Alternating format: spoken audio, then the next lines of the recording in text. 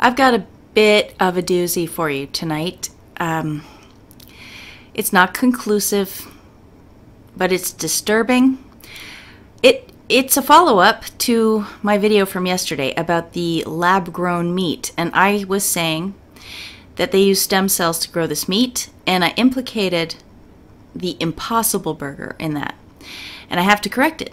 The Impossible Burger insists that it does not use stem cells, and it never has even tried to use stem cells. So I stand corrected. At least the official record stands corrected. There are many meat companies using stem cells out there. Memphis Meats is just one example, and they insist that they don't want to be called fake meat because they are using real meat. They are growing real meat. We are making real meat, seafood, and that's the whole point. Here's the guy, by the way, that founded Memphis Meats. That's him there. Their product is not yet available, so they say. Impossible Foods, on the other hand, is in restaurants. It does just now have FDA approval. It didn't before, but it was still allowed to put its meat in restaurants and all kinds of food products across the whole world. It's been doing so for a while because, get this, it doesn't need FDA approval. If they change an ingredient in food, they don't need to get approval for that. And this is considered an ingredient in food. This genetically modified stuff they make, that it's genetically modified yeast. They say they put soy root in it, and it turns into something that they say is identical to the stuff in meat. Identical, genetically. That's what they say. Now you decide for yourself. Does that mean it's meat? If it's identical to meat genetically? I don't know. Here you will see Impossible Foods bleeding burgers to make grocery store debut in 2019. You can see here it's red. When you fry it, it turns brown, just like blood. Here's an article from Fast Company. This stuff here, that's the heme. That's what they call it. Heme, hemoglobin. It's actually called Le hemoglobin, L-E hemoglobin. She says, it was made with a protein found in the roots of soybean plants, but it has the same slightly metallic taste and the aroma of blood. It's the innovation that has given the Impossible Burger its meteoric rise. Soybeans and a genetically modified yeast into which they put the soybean root, and they do whatever they do, and it comes out like that, they say, that red liquid that looks and tastes and smells just like blood. Here, by the way, is a soybean root. It is not red. I don't know how it turns red. I thought to myself, maybe the yeast is red. So I searched for red yeast, and there's something called red yeast rice, and maybe that's where it comes from. I don't know. And this is a privately held company. This ingredient doesn't need to be approved by the FDA. It doesn't need to be. So we don't know the process. It's obviously a patented process. So I wonder if anybody has ever gone to look, or if anybody knows for sure what goes into this stuff. The FDA doesn't need to approve it. However, Impossible Foods approved itself. Yes, that's right. There is a process by which it can approve itself. There's this thing called generally accepted as safe or something. Generally recognized as safe. You see here? GRAS. And so the FDA rejected it, but it didn't matter. They could still sell it. And still, Patrick Brown, the guy who founded Impossible Foods, says, Brown has disagreed with some of what the FDA has asked the company to do. It's a garbage test anyway, so who cares, he said about the safety test. He's calling it embarrassing and a joke. The safety test the FDA wants the company to undertake are embarrassing and a joke. It's a garbage test, says this guy, Patrick Brown. Who is Patrick Brown? Patrick Brown is chief executive and founder of Impossible Foods, a professor emeritus in the Department of Biochemistry at Stanford University. Brown is co-founder of the Public Library of Science, inventor of the DNA microarray, and a former investigator at Howard Hughes Medical Institute. That Public Library of Science was founded in part by the Open Society Institute in 2001. The Public Library of Science began in 2001. Patrick Brown and Michael Eisen, Stanford and University of California, Berkeley, and the Budapest Open Access Initiative, convened by the Open Society Institute. So there's a George Soros connection.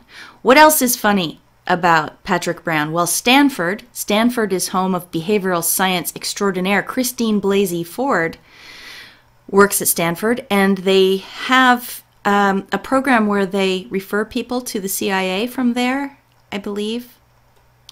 Also, Patrick Brown's father was in the CIA. He told his kids that he worked for the State Department and the Defense Department, but when Patrick was older, he found out his dad actually worked for the CIA. I don't have any screenshots for you, but he also got funding from DARPA for a couple of projects. All you have to do is Google DARPA and Patrick O. Brown. You'll find them. They come up. And I think there was something else. Oh, yes. When asked what was next for him in an interview here, he says he was going to do his sabbatical and he was going to devote himself for a year for trying to find the maximum extent possible to eliminate animal farming on planet Earth. He says animal farming is by far the most environmentally destructive identified practice on the planet. Funny, wasn't that, tar sands oil last week? Probably. They're always changing the most destructive activity on the planet, aren't they? And it's always something we really need, like heat, energy, food, water.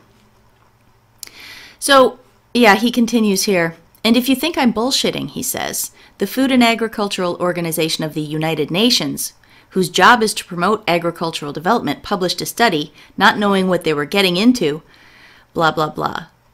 He talks about how that inspired his decision to take it was actually an 18-month sabbatical to figure out how to rid the planet of animal farming. And he's right, the UN puts a very high priority on that. Look here, the UN environment, tackling the world's most urgent problem, meat. So I had all kinds of questions, and I was going to dig into everything. You see, here's a list of the other partners in his venture at Impossible Foods, and they're a curious bunch. Colsa Ventures, I don't know that one. Bill Gates, I know that one. Google Ventures, I know that one. And Open Philanthropy Project, I'm pretty sure that's Soros. All these other ones, I bet, have amazingly interesting people behind them as well. I would love to know, but unfortunately, I got too shocked to keep researching because as I was reading article after article, combing through for little details that might tell me how do they get the soy protein to turn red. I'm really curious about that. I'm really curious because that's an animal thing. As I was reading all these articles, I found out, I came across a detail. It was the address of their 63,000 square foot facility in Silicon Valley, California. And I thought, oh great, I'm going to do a street view on this factory because I wanted to show a picture of it and show how it's not much more healthy for the environment than a farm is. So I did. Here it is. See, here's the address inside the article. I Googled it. I copied and pasted it. And there's the building. Click on it. There I am, standing out front of it. It's ugly. It's white, nondescript, no windows, no name. So I'll turn around. Let's look what else is on this street. And oh my God, Do you see that? Can you read that?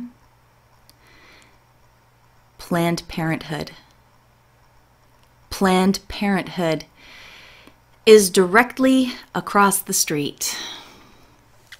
It's directly across the street from Impossible Foods. I can't describe the feeling that I had when I saw that. Look, I am not saying that this is proof of anything. Technically, this is meaningless. This is not evidence of anything other than a coincidence. Everybody, upon hearing this story yesterday, everybody who's been researching this kind of thing, brought to mind Pepsi. You know, the company Pepsi has been caught using aborted fetus tissue to experiment with flavor enhancing.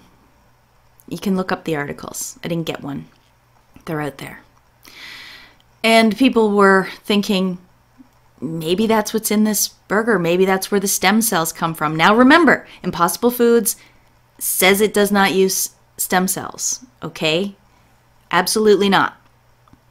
However, what are the chances of this? What is Planned Parenthood doing in the middle of an industrial park? Because that's what that is. If you go and Google that address yourself, it's a total industrial park. So there's a Planned Parenthood right across the street, and I felt so sick. Clearly, this is not evidence of anything, any connection whatsoever. But I couldn't keep researching. First of all, I don't want to find it. I'm just going to be honest with you. I don't want to find it. And I don't want to get sued.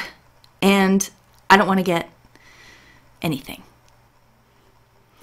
Bleeding burgers. Red hemoglobin, identical to what comes out of animals. White soy root. A spooky CIA, DARPA, UN, Soros affiliated founder, a privately held company with proprietary patents on a process we don't know has been inspected in a windowless factory across the street from Planned Parenthood. I'll leave it at that. I'm going to stop talking now. Please like the video if you liked it, share it if you found it interesting. I would love a comment. And until next time, peace out.